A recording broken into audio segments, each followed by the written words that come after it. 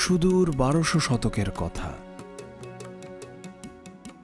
ক্ষমতা আর সামরিক শক্তি বাড়ানোর চিন্তায় মগ্ন ঘড়ি সাম্রাজ্যের শাসক শাহাবুদ্দিন ঘড়ি।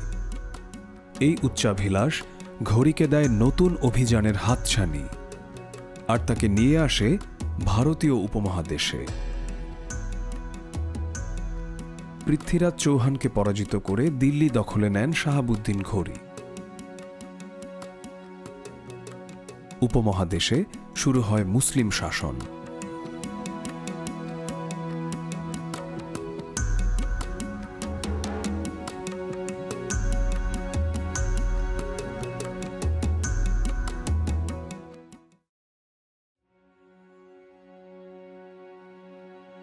বারোশো শতকের কথা। ঘড়ি সাম্রাজ্যের তুর্কি শাসক শাহাবুদ্দিন ঘড়ি উদ্বিগ্ন। ক্ষমতা আর সামরিক শক্তি বাড়ানোর চিন্তা তার। সেই সময়ের মধ্য এশিয়ায় সেলজুকদের আধিপত্য বাড়ছে। এই পরিস্থিতিতে তুর্কি শাসক শাহাবুদ্দিন ঘড়ি নিজের ক্ষমতা পোক্ত করতে চান আর বাড়াতে চান সাম্রাজ্যের বিস্তার। এমন উচ্চাভিলাষ ঘড়িকে নতুন অভিযানের হাতছানি দেয় এবং নিয়ে আসে ভারতীয় উপমহাদেশে। সামরিক কলাকৌশলে দক্ষ ঘড়ি ওচ এবং মুলতান থেকে অভিযান শুরু করেন আর এগিয়ে আসতে থাকেন দিল্লির দিকে। তবে বিষয়টি এত সহজ ছিল না। দিল্লি পৌঁছানোর আগে বহুবারই তাকে পরাজয় বরণ করতে হয়েছে। ১১৯১ সালে আজমিরের রাজপুত বাদশাহ পৃথ্বীরাজ চৌহানের অস্ত্রধারী সেনাবাহিনী তারাইনের ময়দানে তাকে পরাজিত করে। যুদ্ধক্ষেত্রে ঘড়ি আহত হন এবং পিছু হটেন, কিন্তু এই পরাজয় তাকে টলাতে পারেনি। পরের বছরই তিনি আবার আক্রমণ করেন। এবার তিনি সফলতার মুখ দেখেন। পৃথ্বীরাজ চৌহানকে পরাজিত করে দিল্লির দখল নেন শাহাবুদ্দিন ঘড়ি। এর মধ্য দিয়ে উপমহাদেশে শুরু হয় মুসলিম শাসন।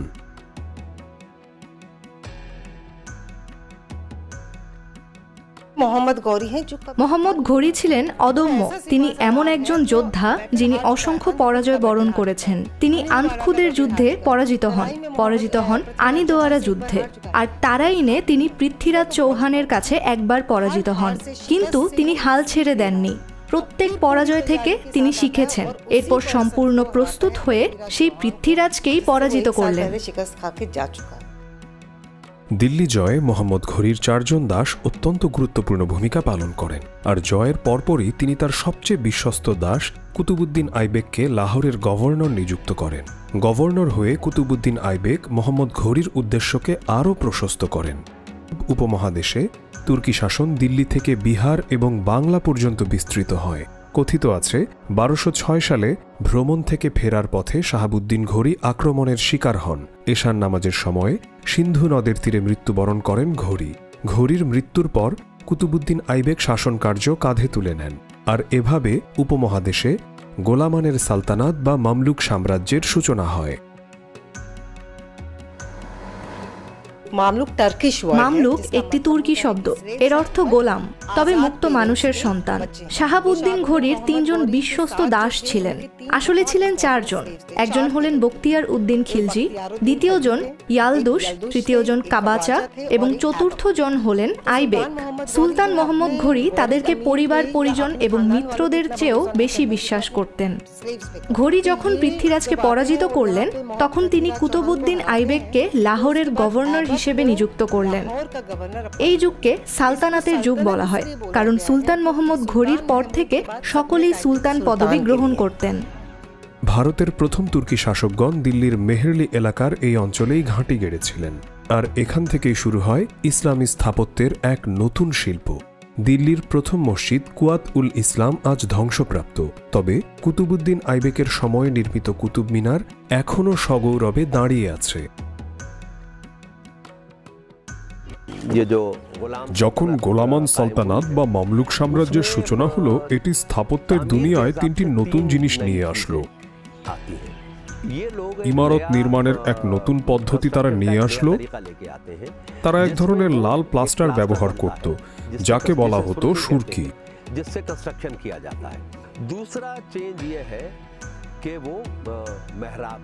দ্বিতীয় জিনিস হলো গম্বুজাকৃতির দালান নির্মাণ। এর আগে আমাদের এরকম গম্বুজাকৃতির দালান ছিল না। প্রথমবারের মতো গম্বুজ নির্মাণ করা হয় গিয়াসউদ্দিন বুলবুনের আমলে।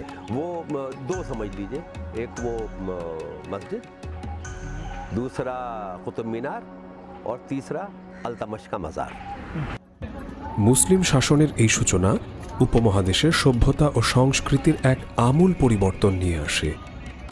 কুতুবুদ্দিন আইবেকের জামাতা এবং দিল্লি সালতানাতের দ্বিতীয় শাসক শামসুদ্দিন আলতাতমিশের শক্তিশালী সামরিক প্রসার এবং প্রশাসনিক দক্ষতার ফলে উত্তর ভারতে তুর্কি সাম্রাজ্যের এক শক্তিশালী ঘাঁটি গড়ে ওঠে এবং এই অঞ্চলে একটি শান্তিপূর্ণ ও স্থিতিশীল যুগের সূচনা হয়।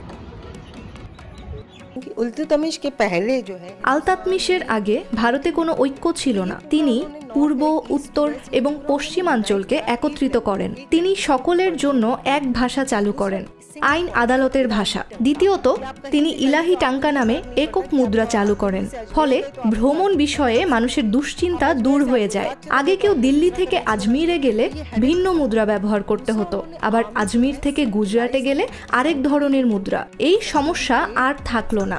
সর্বশেষ তিনি সৈন্যবাহিনীকে কেন্দ্রীভূত করেন, অর্থাৎ কেন্দ্রীয়ভাবে তাদের নিয়োগ প্রদান, কেন্দ্রীয়ভাবে বেতন প্রদান এবং কেন্দ্রীয় শাসনের অধীনে তাদের নিয়ে আসা হলো। তুর্কিরা ভারতে বহু জিনিস নিয়ে এসেছিল।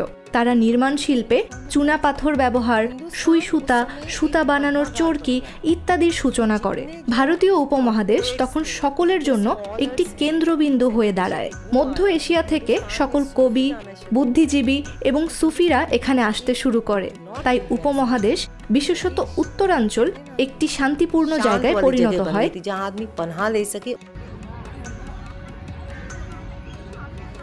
ভারতের প্রথম মুসলিম শাসকদের নির্মিত ঐতিহাসিক স্থাপনাগুলো এখনও ঐতিহ্য আর গৌরব নিয়ে দাঁড়িয়ে আছে। তবে এখন উগ্র হিন্দুত্ববাদীরা এদের দখল নিতে মরিয়া। তাদের দাবি এই সকল স্থাপনা হিন্দু রাজারা বানিয়েছে। তারা ভারতের প্রথম মসজিদ কুয়াতুল ইসলামকে মন্দিরে রূপান্তরেরও দাবি করছে। কথিত আছে যে ভারতে প্রায় 27টি হিন্দু ও জৈন মন্দির ছিল। এখানে আসলে ধর্মের নয় যে মন্দির ভেঙে মসজিদ বানাতে হবে। প্রাচীন মন্দির বা মসজিদ ভাঙার এটি প্রথম ঘটনা নয়। কাশ্মীরের দিকে তাকান, সেখানকার নতুন শাসক পুরনো মন্দির ভেঙে ফেলেছিল। বোধগায়ার দেখুন, সেখানে শশাঙ্ক এসে বোধি বৃক্ষকে উপড়ে ফেলল, যেহেতু সে ব্রাহ্মণ রাজা ছিল। নতুন শাসক যে এসেছে সেটি এভাবে জনগণকে বোঝানো একটি সংস্কৃতিতে পরিণত হয়ে গেছে।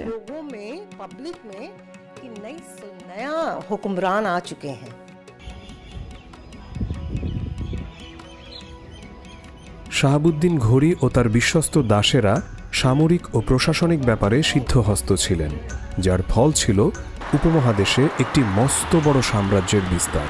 প্রায় 1000 বছর পর শাহাবুদ্দিন ঘোরির অর্জন আজও উপমহাদেশে ব্যাপকভাবে দৃশ্যমান।